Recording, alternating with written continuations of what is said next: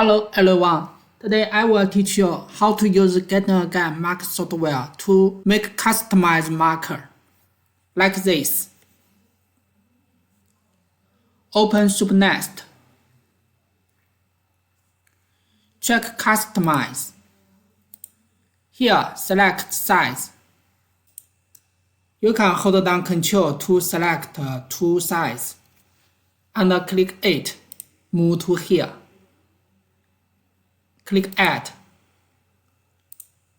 Again. Add. We need to check it. And it. OK. OK.